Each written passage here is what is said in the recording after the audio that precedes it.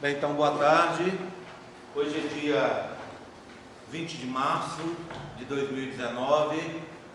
Nós vamos ter aqui uma aula para medicina para falar dos eventos que ocorrem na primeira semana de desenvolvimento embrionário, tá? Os alunos já assistiram um vídeo então, sobre o assunto, então vai ficar um pouco mais fácil.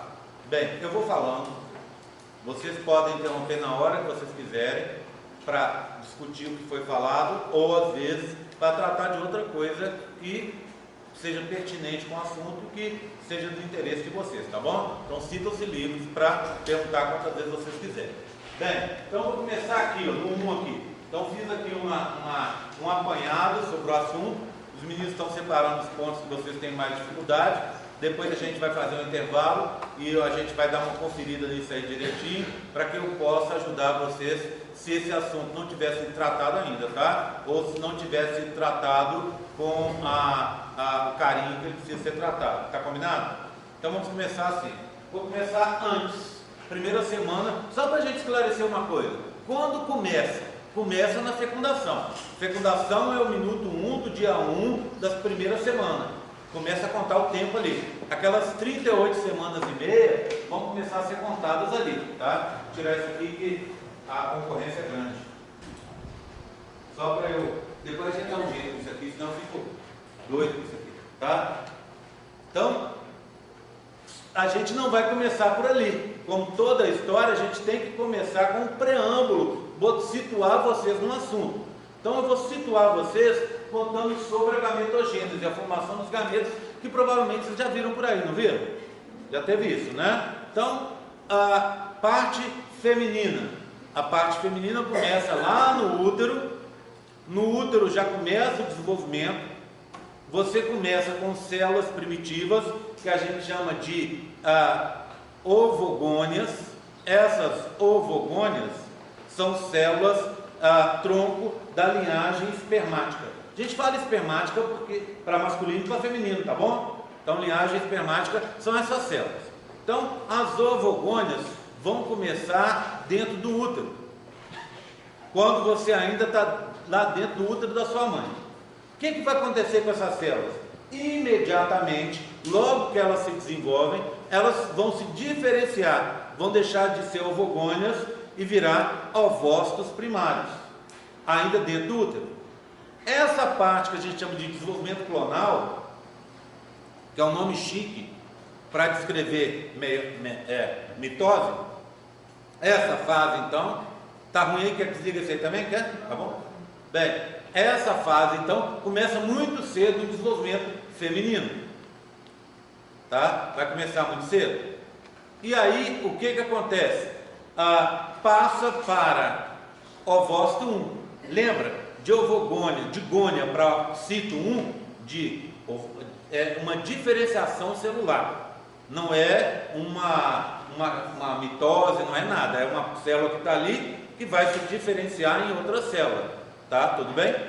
Assim que ela se diferencia, ela fica capacitada para entrar na meiose 1. Quem entra na meiose 1 é o ovócito 1. Fácil assim.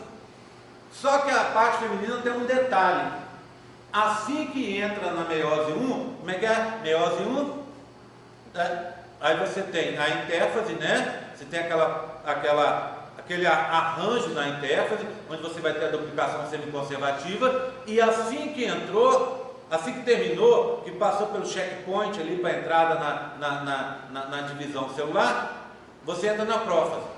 Lembra da prófase? Lesípade de leptótono, zigótono, diplótono, paquítono, diacinese, né? O que acontece? Assim que entra, quando você estiver no diplótono, dá uma parada. Essa parada é uma parada que vai se estender, vai partir dali e vai se estender por toda a infância, pelo início da adolescência, até ter a maturação, né? A maturação hormonal, a maturação sexual, e você entrar na puberdade, entrar na menarca, tendo o primeiro ciclo. Quando a menina for entrar nesse primeiro ciclo, e pelos ciclos sucessivos, algumas células vão sair dessa parada, tá? A parada, só para dar um nome, são dois nomes, às vezes parecidos, que às vezes as pessoas ouvem e confundem. A fase, a etapa da meiose é a prófase 1. Dentro da prófase 1 é o diplóteno, para no diplóteno, tá? Enquanto, deixando inclusive, né, os cromossomos ligados com as fibras do fuso, ficam parados ali, tá? Vão ficar parados. Aí o que acontece? Para e vai, a parada se chama dictióteno. Cuidado, fase, diplóteno, parada, dictióteno. Para essa parada dictióteno, se estende então por todo o período fetal, a criança nasce, parte infantil toda, né? Depois vem o início da puberdade, e em cada ciclo, em torno de umas 30 células dessa. Por que é em torno? Porque nesse ciclo a Ana pode ter 30 saindo, no próximo ciclo ela pode ter 20, no outro ciclo ela pode ter 12. Então a gente está falando em média umas 20 a 30 células são reativadas, saem do dictióteno e recomeçam o processo de diferenciação, recomeçam o processo de meiose, tá? Recomeçam a meiose, sai da prófase 1, prometáfase 1, metáfase 1, anáfase 1, telófase 1 e vão seguindo para frente, tá? Só relembrando, a primeira divisão da meiose é aquela divisão reducional, que o número de cromossomos cai à metade. Então, quando você chegar na telófase, ali você vai criar duas células, uma com 24, uma com metade dos cromossomos e a outra com outra metade, tá? Então você vai ter 23, 22 autossomos e um sexual em uma, e na outra 22 um sexual também, escolhidos ao acaso, por isso gera variabilidade genética. Lembra-se disso, né? Tudo bem?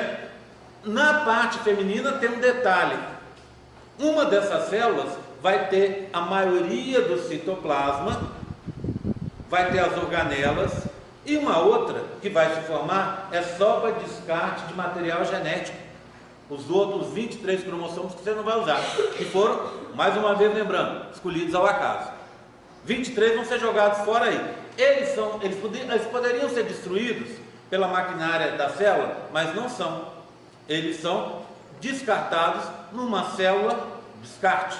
Essa célula aí a gente a chama de glóbulo polar, primeiro glóbulo polar, primeiro corpúsculo polar, primeiro globo polar, ou como eu prefiro, eu acho muito mais bonitinho, mais simpático, primeiro polócito ou polócito 1. Então, ao final da meiose 1, que é essa divisão reducional, polócito 1 e a outra célula que levou quase tudo. Essa outra célula se chama ovócito 2. É o ovócito 2 que entra na meiose 2. Então, polócito 1, ovócito 2. É ele que vai entrar na meiose 2. Então, ele está na intercinese, depois ele entra na prófase 2, metáfase 2 e para a divisão. Puf, parou de novo. Eu até, quando eu dou essa aula, eu posso brincar com os alunos e falar: é a paradona, essa do dictiótono, e depois que entrou e parou na metáfase 2, é a paradinha. O que acontece com essa célula?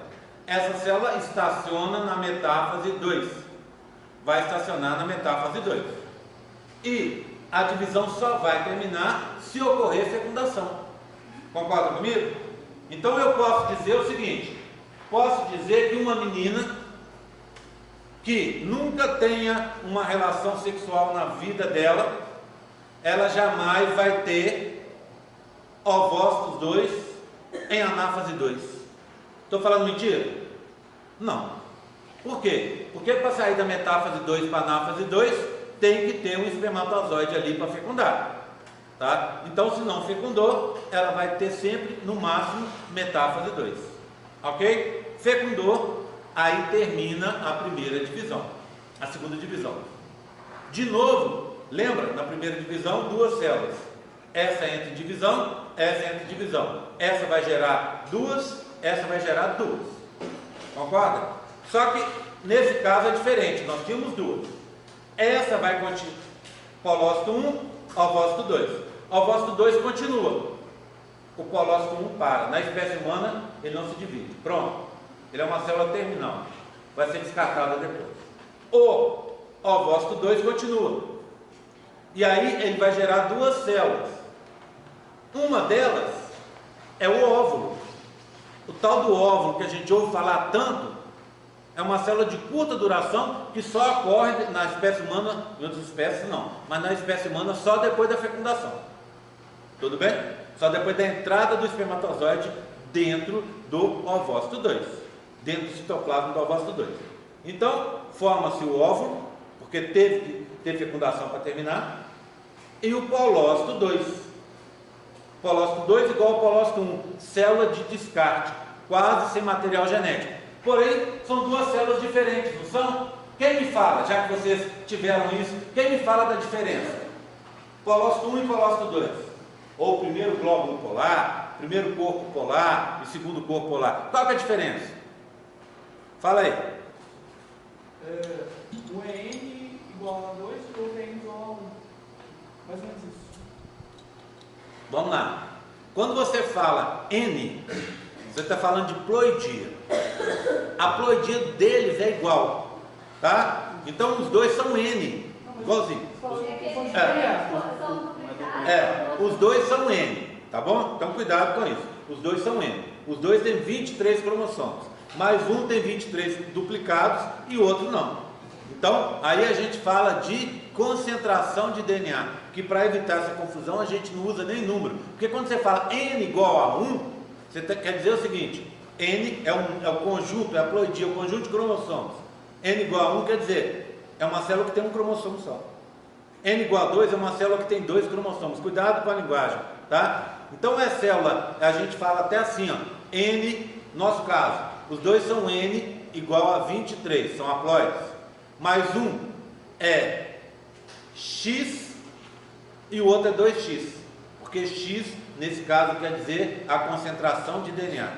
Um tem o dobro de concentração do outro. Qual? Qual que tem o dobro? Primeiro, né? Porque o primeiro não teve a separação de cromátidos irmãs. Tudo bem, estamos indo num caminho bom, né? Todo mundo está entendendo e me acompanhando?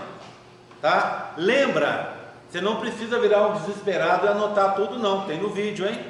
Tá? Não precisa anotar tudo não, mesmo porque a gente dispara uma metralhadora giratória aqui e vai muito rápido. Eu só paro na hora que vocês falarem. Opa, não entendi. Opa, vai mais devagar, tá bom? Então não precisa estar anotando tudo, anota só o que você achar realmente importante. Essa é a parte feminina. Então, características da parte feminina: as duas paradas, células de volume diferente, só termina se houver fecundação e ao final se forma uma célula só, utilizável, vamos dizer assim, né? Ok? Tudo bem? Essas são as características femininas. Eu poderia dizer também que o processo feminino começa lá no útero e é um processo cíclico, ou seja, a cada período algumas células dessa recomeçam, saem daquele parada que elas estão lá na paradona, entram para a paradinha e o processo vai seguir. Mas alguém tem ideia quanto tempo leva? Por exemplo, vou pegar você, seu nome? Rafaela. Lindo nome, meu filho chama Rafael, tá? Rafaela, o ciclo da Rafaela agora. Ela está no ciclo agora.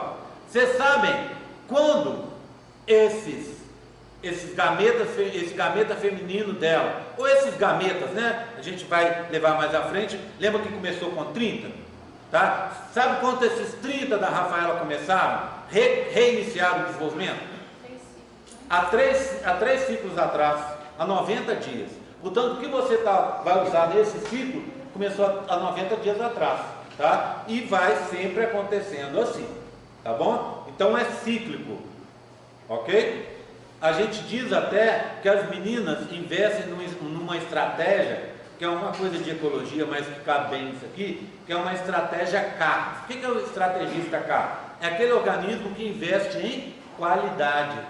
Por quê? Porque no final vocês geram um ovócito 2 só um gameta. Vocês têm aquele monte, selecionam e investem num só. É um só que vai ser gerado na maioria dos casos, tá? Agora, nos homens, o processo é mais simples, muito mais simples, tá? Homens, a gente tem as espermatogônias, lembra? Gônia, a célula tronco desse grupo. As gônias masculinas, as espermatogônias, estão presentes em mim e vão ficar presentes a vida inteira praticamente. Por isso que homens entram em andropausa lá para os 80 anos às vezes, né? Por quê? Porque tem espermatogônias, células tronco a vida inteira. Se eu procurar gônias em vocês, meninas, eu não vou achar nenhuma, porque desapareceram. Desapareceram ainda no período fetal. Tudo bem? O que acontece então? Eu tenho as espermatogônias. Quando eu tinha lá meus 11, 12 anos, sei lá, eu comecei a amadurecer sexualmente. Os meus hormônios começaram a ser produzidos e aí meu ciclo começou. E aí, esse ciclo é um ciclo. Na verdade, ele, se a gente for olhar o processo como um todo, ele é um constante, com variações, tá? Mas se eu for olhar localizado, ele é cíclico. Cíclico no sentido... medo de comer o meu mosquito aqui. Cíclico no sentido de que ele acontece em áreas diferentes, em períodos diferentes, mas como um todo, o processo acontece o tempo inteiro. Então, você está assistindo aula aí, está produzindo espermatozoides. Você está dormindo, está produzindo espermatozoides. Você está na missa e está produzindo espermatozoides, tá? Pecado extremo, né? Tudo bem? Então, esse tipo de coisa acontece ao longo da vida. Por que varia o nível? Porque essa produção de espermatozoides depende de testosterona. Se eu diminuo minha produção de testosterona, diminuo a produção de espermatozoides. Lembra? Testosterona produzida por Leydig ativa Sertoli e Sertoli produz. Não é assim? Se eu tenho menos testosterona, menos Sertoli ativada, menos espermatozoides produzidos. Menos espermatogênese, menos espermiogênese.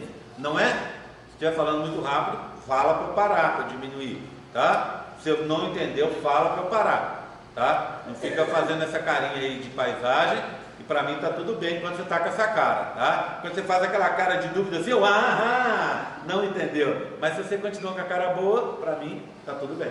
Tranquilo? Todo mundo tá entendendo? Tá? Aí, o que acontece? Chegou agora na UFLA de novo, vou para a ginástica. Ginástica, para produzir músculos, precisa de testosterona. Testosterona nos músculos, mais músculos, né? Você vai ter produção de músculo e aumento, né, daqueles músculos que você tem, tá certo? Agora, a testosterona também age na produção sexual. Mais testosterona, mais espermatozoides. Vida sexual ativa, você está gastando mais os seus espermatozoides, vai produzir mais testosterona. Estou num marasmo danado, não vou na academia, não namoro, não aproveito de nada. O que acontece? O nível de espermatozoides tende a diminuir um pouco, certo? Tudo bem? Mas, em teoria, a vida inteira você vai produzir. Esses espermatozoides... e homens investem, são estrategistas R, investem em quantidade. Quantos espermatozoides você produz numa ejaculação? Alguém tem ideia? Varia, em média 250 milhões, mas não é anormal uma pessoa produzir 400 milhões numa ejaculação, tá? Não é anormal, assim como não é anormal se você tiver numa ejaculação só 25 milhões. O cara que tem 25 milhões, 10% da média, ele ainda assim é considerado fértil. Abaixo disso que começam os graus de infertilidade. Por quê? Porque nós homens produzimos demais. Por que a gente produz demais? À toa? Nada é à toa. É que o processo que vem a seguir, que eu vou contar para vocês, que é o transporte de gametas, é extremamente perigoso.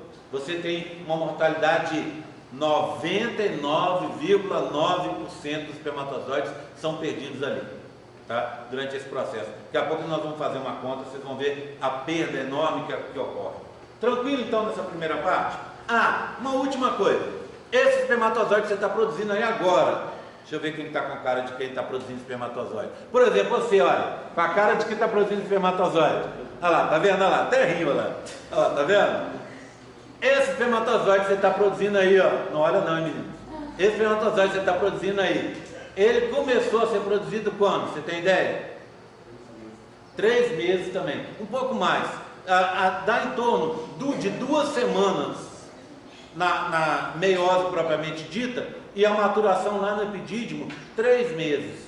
Tá? Então ele leva tempo e fica estocado aí na cauda do epidídimo, não usou, morre. E a gente tem essa produção em grande quantidade a vida inteira. Tudo bem, tranquilo? Tá? Então a gente se posicionou aqui, não é? Tá tranquilo com essa parte? Alguma dúvida, algum comentário? Posso passar por 2? Então vamos por 2. Transporte de gametas. Eu vou puxar aqui, ó. Eu acho que talvez fique melhor para fazer um desenho, hein? Se não prestar, a gente volta para o quadro. Torcer para ter pincel, né? Pincel com carga. Eu vi que tem uma verde aqui, ó. Vamos ver se pelo menos algum funciona, hein? Vamos lá, ó. Olha aqui, ó. Ó, gracinha do Pai.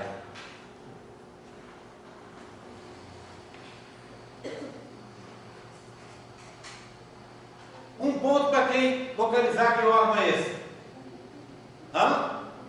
Parabéns, ganhou um ponto. Anota aí, hein? Anota aí.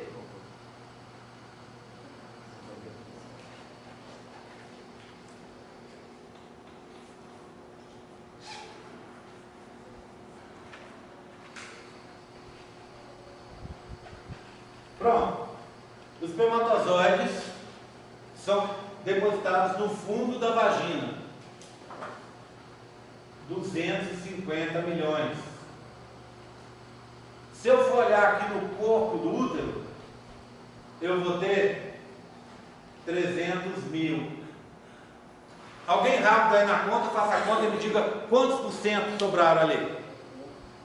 Quantos por cento? Já sobrou muito, é muito. Não, faz a conta. Quanto 300 mil é de 250 milhões? 1,5%, não? Não, menos que isso. 0,01 é isso? Fez a conta? Fez nada, né, preguiçosa? Alguém faz a conta aí? É menos que 0,1%, tá? Eu acho que é 0,15%. Mas dá uma conferida, faz a conta aí, depois alguém me conta, tá? Pronto. Ou seja, mais de 99% dos espermatozoides morreram nesse processo.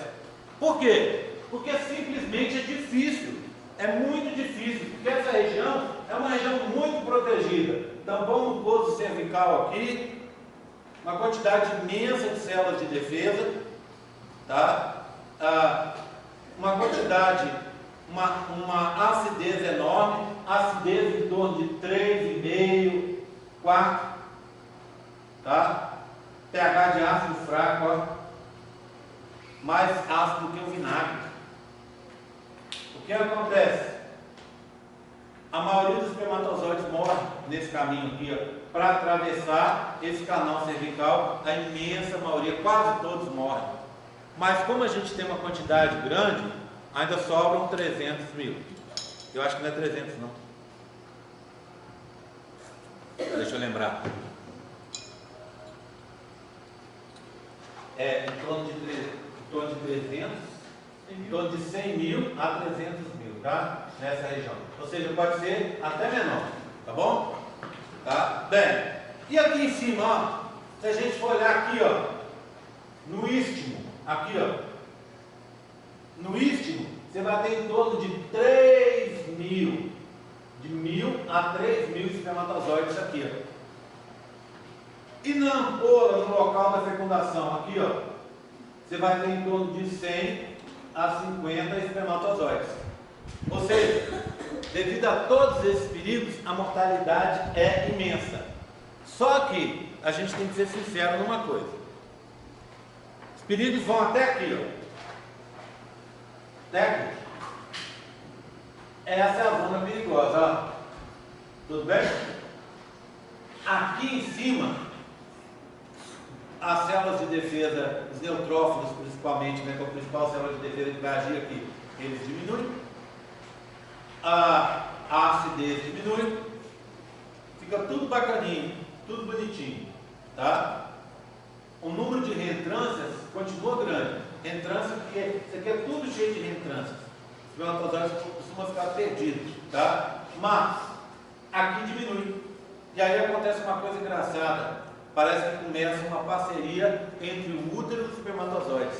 Os espermatozoides começam a se ligar a regiões do istmo e sendo esses 3.000 aí, ó, sendo mandados em grupos de 50 a 100 para fazer incursões aqui, ó. Vão sendo mandados, tá? Até que alguém localiza o ovócito 2 e aí eles começam a tentar fecundar. Tudo bem? Tranquilo? Tá? Bem, então a mortalidade é imensa, imensa, porque os perigos são grandes e é uma forma de proteção. Mas quando a gente fala assim, de 250 milhões chegaram a 50 e um só fecundou, você pensaria logo, né? O que quer dizer isso? Um espermatozoide, então, tem uma chance de 250 milhões em ter sucesso para fecundar. A chance da gente sair e cair um raio na cabeça da gente, aqui fora agora, é 1 em 1 milhão. 1 em 1 milhão. A chance de não cair um raio, mas cair um meteorito, é 1 em 5 milhões. A chance de você ganhar na Mega Sena, aquela do final do ano lá, é 1 em 50 milhões. Ou seja, você tem 10 vezes mais chance de cair um meteorito na sua cabeça do que ganhar na Mega Sena. Olha só. Tá? E a chance de um espermatozoide fecundar é 5 vezes menor. É 1 em 250 milhões. Mas como a gente tem uma quantidade muito elevada de espermatozoides, alguém vai se dar bem e vai conseguir fecundar. Qual que é a chance então por ciclo? Depende. Se a fecundidade do casal estiver ok e eles tiverem relações frequentes ou constantes, eu prefiro frequente que constante, tá? Constante parece que é o tempo inteiro, né? Frequente. O que é uma relação frequente? É pelo menos dia sim, dia não. Quando o casal chegar lá no seu consultório, você vai perguntar: minha filha, tem relações frequentes com seu marido? Ela vai falar: tem, quero muito engravidar, doutor. E tem relações frequentes, minha filha? Tem, uma vez por mês. Você fala: não tem jeito. Ela não está te ajudando a ajudá-la, concorda? Quando você tem relações frequentes e os espermatozoides permanecem dentro do útero, em média, durante 72 a 80 horas, sem média, você tem espermatozoides vivos dentro do útero até 7 dias você encontra um ou outro lá vivo. Mas a imensa maioria, com certeza, vai ficar viva por 80 horas dentro do útero. Então, você teve uma relação hoje. Se o seu dia fértil, menina, for amanhã, os espermatozoides estão lá esperando. Tá? Por isso que tem que ter essas relações frequentes. Se tem a relação frequente, a chance de gravidez é de 10% por ciclo. Em outras palavras, se você tenta isso um ano, vai engravidar. Se está tudo bem, vai engravidar. Tá? Se não engravidar, alguma coisa está errada. Com a sua fecundidade, com a fecundidade dele, alguma coisa está errada. E aí tem que investigar para ver. Tá? Se é uma varicocele, se é uma síndrome de ovário policístico, que são os dois principais, né? A gente tem que olhar para distinguir o que está acontecendo para procurar ajudar o casal. Tudo bem, tranquilo? Tá? Entenderam? Então, o transporte é esse. Existem muitos obstáculos, mas o número enorme de espermatozoides ajuda. E aí, tendo essa ajuda, a história vai para frente. Tá? Tudo bem? Então, eu quero, a partir de agora, começar a contar o destino dos espermatozoides e conseguir chegar lá no istmo, e do istmo foram mandados lá para frente. O que acontece com esses espermatozoides? Quais são as próximas etapas? Essas próximas etapas estão todas nesse terceiro ponto aqui, que é a fecundação. Vamos lá. Pensa no ovócito 2. Como é que esse ovócito 2 está? Ele está envolto pela corona radiata do lado externo. Internamente a ela, vamos pegar de fora para dentro? Corona radiata, zona pelúcida e um espaço virtual entre a membrana plasmática do ovócito 2 e a zona pelúcida. Esse espaço virtual se chama espaço perivitelino. Por que ele é virtual? Porque normalmente a membrana plasmática do ovócito 2, aqui assim, fica encostada na zona pelúcida, tá? Mas os espermatozoides que atravessam isso podem entrar no espaço perivitelino e ir daqui para lá, de lá para cá, até achar o ligante na superfície do ovócito 2. Tudo bem? Tranquilo? Estão me acompanhando? Está fazendo um pouco mais de sentido a história? Começou a fazer, né? Tá? Bem, então a primeira coisa é atravessar a corona radiata. Aí eu quero fazer um pit stop para contar para vocês que existem muitos erros em livros didáticos, tá? Eu sei que o pessoal que faz medicina tem que gostar, amar muito estudar, senão não tem como fazer medicina. Não é só medicina não, né, gente? Quem faz direito, quem faz outros cursos aí, na verdade quem faz qualquer curso deveria estudar muito. Mas medicina é um volume maior de estudo que tem que ter, pelo menos é um dos maiores, né? Tudo bem? Então a gente fica muito amigo dos livros. Só que a gente tem que ver os livros como aquele amigo que a gente sempre desconfia um pouco, sabe?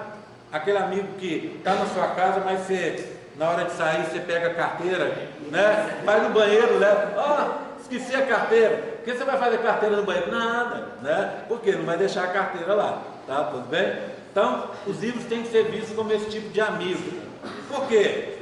Porque a gente tem que entender um pouco como é que funciona a teoria que é colocada nos livros.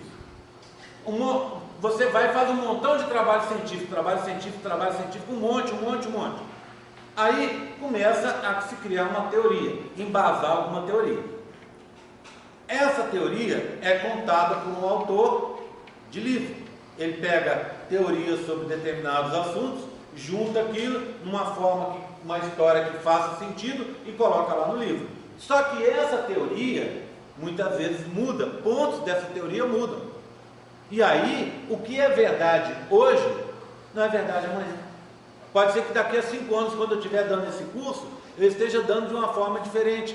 Porque coisas que eu falo aqui agora podem ser descobertas que estão erradas.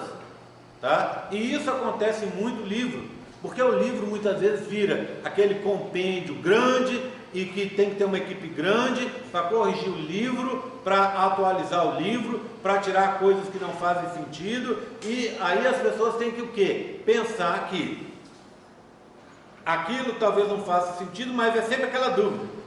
Já está comprovado que isso é assim? Ou a gente deixa mais uma edição do livro porque ainda não está totalmente comprovado? Vocês estão entendendo? Ou a gente fala que não acontece desse jeito e depois descobre que lá na frente a gente estava certo no início e fez essa modificação à toa. E aí acaba prejudicando a formação de milhares, milhões de estudantes por aí. Vocês entenderam? Então o livro sempre tem que ser visto com isso. Eu sei que principalmente quando não é a área da gente, ou quando a gente está começando a estudar, o livro é sempre visto como a palavra final. Mas depois você descobre que tem coisas que não fazem muito sentido. Eu estou falando tudo isso para dar um toque para vocês e ao mesmo tempo para dizer o seguinte, dar um exemplo claro sobre isso. Aqui, ó, corona radiata. Se você olhar na maioria dos livros, inclusive aqueles que eu indiquei, dizem que os espermatozoides, para atravessar a corona radiata, vão liberar o conteúdo do acrossomo. É o que a gente chama reação acrossômica, não é? Gente, eu estou numa dor, vocês não imaginam a dor que eu estou. Ontem foi dia do leg press na academia, então você imagina. Eu até brinco com as pessoas, falo que quando eu termino de fazer o leg press, eu saio pisando fofo. Sabe o que é pisar fofo? Você pisa e não dá aquela firmeza, não. Você pisa, dá sempre dá aquela baixadinha assim, ó, sempre daquele jeito. Então, no dia seguinte, já viu, né? Fica meio estrupiado.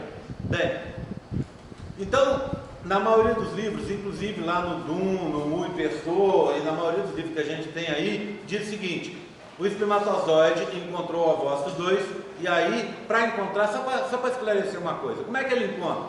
Sinais químicos, tá? Existe um sinal químico que está bem já conhecido aí, já bem descrito, que é um sinal de uma proteína de canal de cálcio, tá? Essa proteína se chama CAT-SPE, C-A-T, CAT de cálcio, de cátion, desculpa, que é um íon positivo, e esse íon positivo é o cálcio, tá? SPE de espermatozoide.